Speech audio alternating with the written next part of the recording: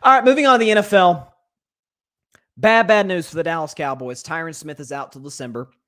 According to multiple reports, he suffered a serious knee injury. According to Adam Schefter, he suffered a torn hamstring. According to Schefter, Tyron Smith's hamstring tore and came off the bone. He could have surgery as early as today, which, by the way, we ended up finding out he's going to have surgery tomorrow morning. So, of course, we wish Tyron Smith the best in his in the surgery and certainly in his recovery from that. And we'll see whether or not he's able to come back soon for the Dallas Cowboys. This is, once again, another indictment of Jerry Jones and of the entire Cowboys front office. They've known full well for, what are we giving this, 4 years now? More or less 4 years that Tyron Smith's been injury prone. I mean, just 2 years ago, he played, what was it, 2 games? I think it was like 2-3 games back in the 2020 season, and like after week 4, he didn't play. He dealt with injuries a year ago, early in the season. Okay, right out the bat, gone until December. Okay, Jerry Jones, and I'm about to play a Jerry Jones soundbites, but he was on First Take this morning, which was a very entertaining episode at the Star, but he was on First Take saying Tyron Smith will be back for the playoffs. Well, if the Cowboys make the playoffs, that's January. So that could be like a full month after when he is projected to come back, again, depending on how the surgery goes, how his recovery goes. This is on Dallas. They knew Tyron Smith was injury prone. This is his 12th year in the NFL, playing at one of the most physically demanding positions in sports, left tackle, because you're often going against the best pass rusher on the other side. And we know in Tyron Smith's time in Dallas, he's played some great pass rushers for the Giants. Think about guys like, say, Justin Tuck. You think about guys in Philadelphia that have been great. Guys in Washington. Washington is pretty much Tyron Smith's whole career, has always had an elite defensive line. You know, and obviously other teams the Cowboys have played. He's had to go against the best of the best pass rushers. He's had to be one of the better run-blocking left tackles because Dallas obviously had DeMarco Murray having that big 2014 season and then early in Zeke's career, right? So physically demanding position. He was very reliable early in his career, but eventually those hits, those bumps and bruises, they take their toll. And once you get into the double digits of your career, I mean, this isn't Tom Brady. This isn't playing quarterback. This is playing left tackle. That is brutal on your body. So we knew. We, the fans, knew. So certainly the Cowboys had to know that Ty Smith has been dealing with these type of injuries for quite some time. And they still didn't have a backup plan. They still didn't have a backup plan.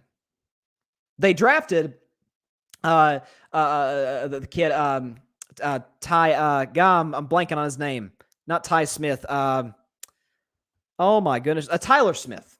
Right? Was it Tyler Smith? I think that was the kid's name that they drafted this year, right? Tyler Smith out of college. Left guard. They're putting in left guard and they're saying, hey, how about moving to left tackle? Oh, really? Okay. So he's going to be going against those elite pass rushers in Tampa week 1 as a rookie when he led college football in penalties. Led college football in penalties for a Mike McCarthy coach team. Boy, that's a good combination. All right. You're having to play those pass rushers in Philly. Okay. You're having to play all these, Tennessee's got elite pass rushers late in the season. If Ty Smith isn't back by then, come on now. Cincinnati has a good pass rush.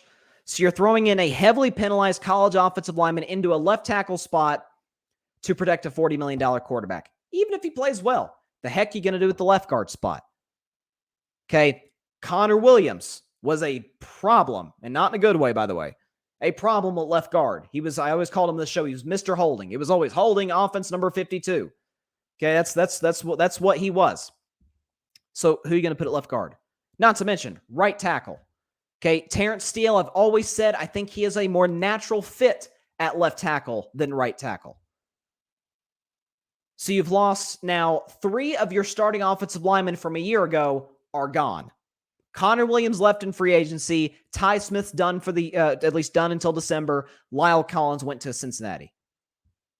Add to the fact, Michael Gallup gone for the foreseeable future. Probably for, I would guess, another month and a half. Okay? You dealt with losses on the defensive side of the ball with Randy Gregory. So all these injuries have piled up in Dallas. You trade Amari Cooper, which I didn't hate. My issue with the Amari Cooper trade is the fact that they did it too darn early and got a 5th-round pick when you see some of these other teams getting a haul for receivers that are about at Amari Cooper's level, if not a little worse than Amari Cooper. Dallas only got a 5th-round pick for him. It's a poorly run front office. They did not have a backup plan. They have not had a backup plan for 4 years now. And we're once again seeing them have to pay the price for it. Jerry Jones, I brought him up earlier. He was on First Take this morning at the Star in Dallas, Texas, in front of all the loyal Cowboys fans. And they were asking him about, it was either Stephen A. I think it was Stephen A. asked him about Michael Irvin. It was Michael Irvin or Stephen A. asked Jerry Jones about Ezekiel Elliott and his contributions to the team. And this is what Jerry had to say. There is no question he was limited. Nobody wanted to say that, but he was very limited. He's in the best shape he's ever been in. Now, it is still a fact. We go as Zeke goes. I know it's a lot on Dak's shoulders, but we go as Zeke goes. He's very capable of being everything we've ever wanted to be. The wild card, though, is the guy that's playing beside him, Pollard. That's right. And so we put Pollard in some plans that with Zeke, right, for the defenses to have to work against midweek and be ready to play. Then you've got Pollard. We really like where we are at running back, but it all starts and stops with Zeke. And you wonder, I mean, when I say Dak Prescott should want out of Dallas as soon as possible, people act like I got 5 heads. This is like just literally a step above what the New England Patriots are doing offensively. It is a quarterbacks league and an offensive league more than it has ever been before in NFL history. And the Patriots have put no money into offense. Heck, they're not even putting money into coaching offense. They're having defensive coordinators and special teams guys coaching their offense. And in Dallas, they're basically just a step better. They haven't invested at the wide receiver position. I mean, come on, James Washington, Jalen Tolbert. That's what we're relying on this year. They're going to bring back an old Cole Beasley possibly. Michael Gallup's hurt. CeeDee Lamb, I'm not quite sold on him being a true blue number 1 elite wide receiver in this league until I see it. But we go as Zeke goes. This is why the Dallas Cowboys have not been to even an NFC championship game in 26 years. Going on 27, because this is not a Super Bowl contender whatsoever. Like I said, when I read the report by Todd Archer, who is a very, very respected reporter, excellent at his job for the Cowboys, works for ESPN. But when I read his article last week talking about how the Cowboys are wanting to see this year, like they're kind of privately thinking, okay, let's see if Dak can carry us. I'm like, you got to be kidding me. Buffalo has put all their money into offense. We know, listen, they spent money to go get Von Miller on defense. But Buffalo has invested heavily on the offense to help Josh Allen. Kansas City has done the same for Patrick Mahomes. Tampa has done the same for Tom Brady. They're doing that in Cincinnati. Look at how Cincinnati invested in their offensive line to help protect Joe Burrow because they understand how important he is to the success of that team. Baltimore has invested in that offensive line for Lamar Jackson. Derek Carr, the Raiders finally reward him with Devontae Adams. All of these teams with top 10 level quarterbacks. Chargers with Justin Herbert. Rams with Matt Stafford. Broncos with Russell Wilson. All these teams that are sure about their quarterbacks even the teams that aren't sure about their quarterbacks. Miami. They're putting Tyreek Hill around him. They're putting Cedric Wilson around him. They're getting the Mostert kid, the running back. They got the left tackle from New Orleans. They brought back Mike Gesicki. They drafted Jalen Waddle last year. Even teams that aren't quite sold on their quarterbacks are doing everything they can to make sure their guy is being put in the best position to succeed. And Dallas is doing the exact opposite. So yeah, Tyron Smith's injury is a big deal, without question. But what it points to more than anything else is organizational chaos and organizational dysfunction that has been present in the Dallas Cowboys ever since the day that Jerry Jones fired Jimmy Johnson in 1994. It's as simple as that. It has been downhill from there. We know they won the Super Bowl, obviously, in 1995 with Barry Switzer. But let's be real. You look at that Dallas roster in 1995, it's one of the greatest rosters ever put together in NFL history. Basically, it's the roster that won back-to-back Super Bowls, and they added Deion Sanders, who's the greatest corner of all time. Of course they were going to win the Super Bowl. It was a foregone conclusion. Dallas was going to win that Super Bowl that season. And ever since, they have failed to qualify for an NFC championship game. In that span, they have won, is it 3 playoff games? 3. 3 playoff games. So when I say that Dallas is a poorly run franchise, when I say that Jerry Jones has too much power, I mean something else too. I played the clip from that First Take interview from this morning. But what struck me when I was watching it and listening to it on the radio on my drive home is how many scheme-related questions that Stephen A. Smith and Michael Irvin, not a shot at them, but it's become kind of the norm. How many football scheming type questions are being asked of Jerry, not Mike McCarthy, not Dak, not Kellen Moore, the offensive coordinator, Jerry.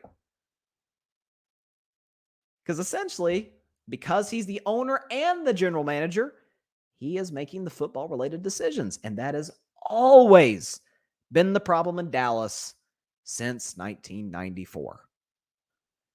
It is a 10-win football team, if that. They get to the playoffs because they have a monster on the defensive side of the ball in Micah Parsons, and because they have, without question, one of the 10 best quarterbacks in the National Football League, Dak Prescott. They will win the NFC East in part because Giants are a mess. Washington, they're not in a whole lot better situation than the Giants, and Philadelphia, as good as they are this year, and I believe they have a better roster than Dallas, I have major questions about Jalen Hurts' ability to throw the football in key situations. That is the only reason. I mean, swap Dallas and the Raiders. Put the Raiders in the NFC East and put the Cowboys in the AFC West. Raiders win the East easily, and Dallas comes in last in the AFC West easily. 10-7. Despite a pretty easy schedule. I think it was the second easiest schedule in the league this year, according to NFL.com.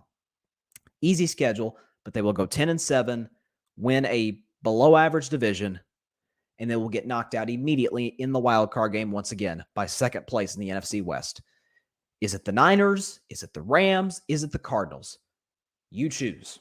But one of those 3 teams will end Dallas's season. It'll either be January 14th of next year or January 15th. I'm going to say they scheduled Dallas for a Sunday game, so we're going to say January 15th, 2023, the Dallas Cowboys season comes to an end against the second place winner of the NFC West. It is as predictable as it gets. Man, I'll tell you, it never ceases to amaze me. Never ceases to amaze me about this organization. It's not well run. There's just no ifs, ands, or buts. It's not well run. Maybe they never knew that a Tyron Smith injury this serious, one that could keep him out. It's August, so like 3.5, 4 months. Maybe they didn't see that coming, but they had to know Ty Smith's going to miss some time this year because he always does. Thanks so much for watching the show on YouTube. Be sure to click that big red subscribe button and go check out the other clips and full shows of Carving It Up Live. Have a blessed day.